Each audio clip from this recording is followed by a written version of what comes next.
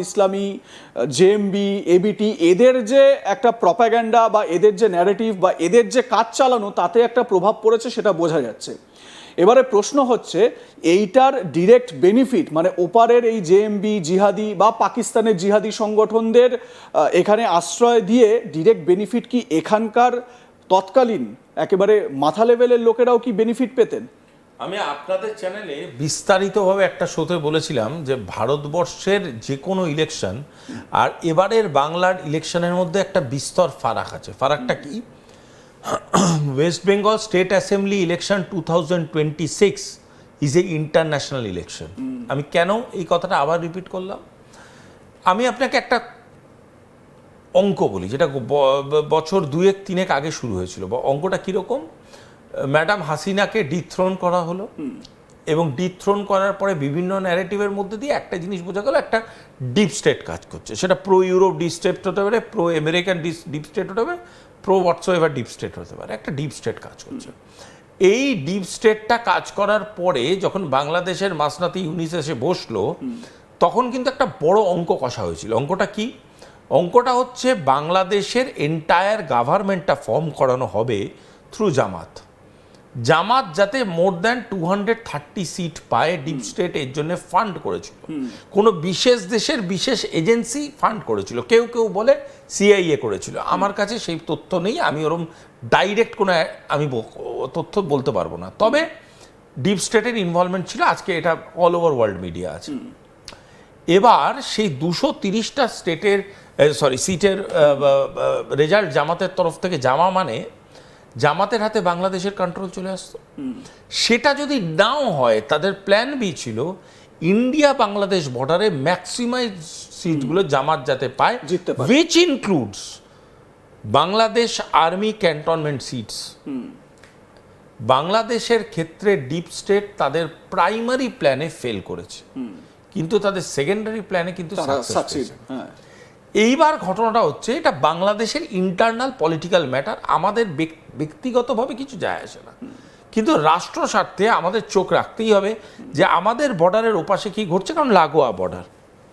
সুতরাং বাংলাদেশের এই ইলেকশনের যে রেজাল্ট, এই রেজাল্টের পর থেকেই যেটা নেক্সট ট্রাই করানো হয় সেটা হচ্ছে একটা হিউজ পাঞ্চিন করানো হবে of population and capital in West Bengal, যাতে করে ওয়েস্ট বেঙ্গলের ভিতরে একটা জামাতি অ্যাটমসফিয়ারকে তৈরি করা যায় এবং এই ক্রস বর্ডার যে পোরাস সিস্টেমটা ছিল ওটার পলিটিক্যাল ফায়দা তুলে ইন্ডিয়ার ভিতরে একটা সিভিল ডিসোবিডিয়েন্স তৈরি করা যায় এবং বাংলাকে উত্তপ্ত করা যায়। বলতে দুঃখ লাগে যে সেই গোটা প্রসেসটার মধ্যে কোথাও না কোথাও গিয়ে তৎকালীন রাজ্যের বহু রাজনৈতিক ব্যক্তিত্বর নাম পাওয়া যায় যারা জড়িত হতেও হতে পারে।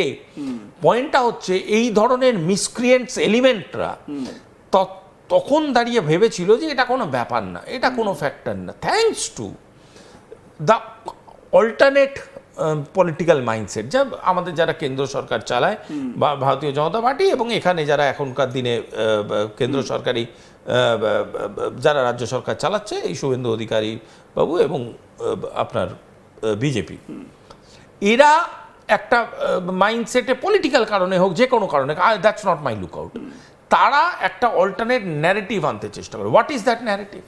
ন্যারেটিভটা ভীষণ পরিষ্কার, ভীষণ ক্লিয়ার ন্যারেটিভটা কি, যে আমাদের ন্যাশনাল সিকিউরিটি পার্সপেক্টিভে অনেক রকমভাবেই এইখানে পাওয়ারে আসাটা ইম্পর্টেন্ট। তার জন্য তারা রাজনৈতিকভাবে কাজ করে, বিভিন্ন রকম কাজকর্ম করে এবং তাদের অর্গানাইজেশন তাকে পাওয়ারে আনে। সেটার একটা কমপ্লিটলি আলাদা explanation, that's a vote explanation. কিন্তু তারা পাওয়ারে আসার পরেই প্রথম মেজর যে স্টেপসগুলো নেয় তাদের মধ্যে একটা স্টেপ হচ্ছে জমি বিএসএফ এর হাতে ট্রান্সফার করা। কেন এটাকে মেজর স্টেপ হিসাবে ধরলেন তারা? আচ্ছা, আমার কথা হচ্ছে এটা যদি এতটা ইজি স্টেপ হতো তাহলে এতদিন ধরে তৃণমূল কংগ্রেস কেন নেয়নি? It was just like a 2-day job. তাহলে এতদিন ধরে করেননি কেন? এখানেই আমার একটা প্রশ্ন আপনার কাছে, এটা কি শুধুমাত্র মানে পলিটিক্যাল একটা ইগোর লড়াই ছিল নাকি এখানেও সেই বেনিফিট পাওয়ার একটা অপশন ছিল?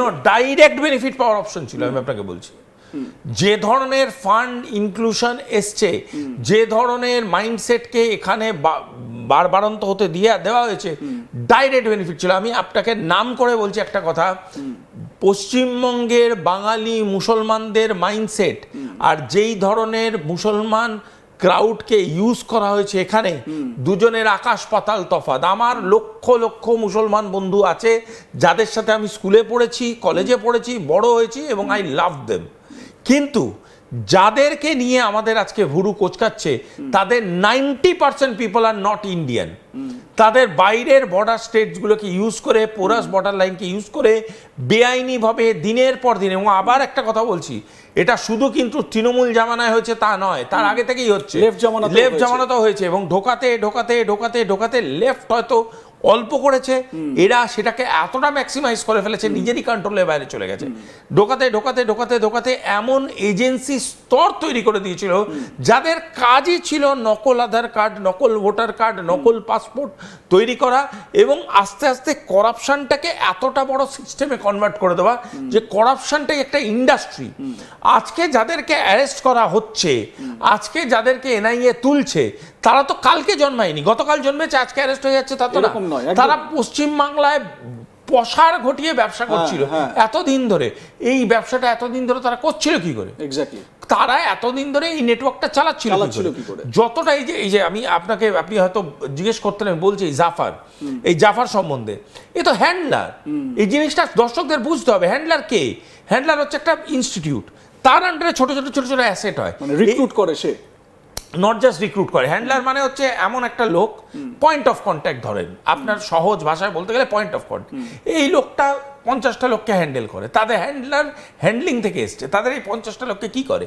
কাউকে অর্থ দিয়ে সাহায্য করে, কাউকে বলে এই ইনফরমেশনটা আমাকে বার করে দে, কাউকে বলে এই জায়গায় গিয়ে একটু খুঁচিয়ে দে, কাউকে বলে ওই জায়গায় গিয়ে একটু ইট মেরে আয়, পাথর মেরে আয়। এই যে এই ক্রাউডটা তো পশ্চিমবঙ্গের ভিতরে ছিল না। এই ক্রাউডটাকে কোথা দিয়ে জেনারেট করা হচ্ছে? এই ক্রাউডটাকে কোথা দিয়ে জেনারেট করা হচ্ছে? এরা কারা? এরা কোথা থেকে এদেরকে তুলে আনা হচ্ছে? এই ক্রাউডটাকে, টোটালটাকে তৈরি করা হয়েছে দিনের পর দিন লালন পালন করে তৈরি করা হয়েছে। এবং এই ক্রাউডটাকে তৈরি করেছে কে? এই ক্রাউডটাকে তৈরি করেছে বাংলার পলিটিক্যাল সার্কিট, যারা বাংলায় মনে করতো যে কোনো দিন কিছু হতে পারবে না, কোনো দিন ন্যাশনাল সিকিউরিটি প্রায়োরিটি পাবে না। কেন পাবে না? বাংলা কি ভারতবর্ষের অংশ না? বাংলার মানুষরা ভারতবর্ষের অংশ না?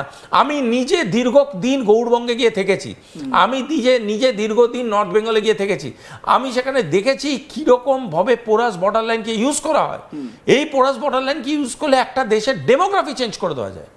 ছেলে খেলা হচ্ছে, বলুন তো আমাকে। এবং এই ডেমোগ্রাফি চেঞ্জের অভিযোগ দীর্ঘদিন ধরে বিজেপি করে আসছিল, আমরা দেখেছি। আমরা একটা জিনিস, এবং এই ডেমোগ্রাফি চেঞ্জের বিষয় সিস্টেমেটিক, একদম মানে স্বাভাবিক জন্মহারে এই ডেমোগ্রাফি কিন্তু চেঞ্জ হয় না দর্শক, এটা কিন্তু বুঝে রাখার বিষয় রয়েছে। এবং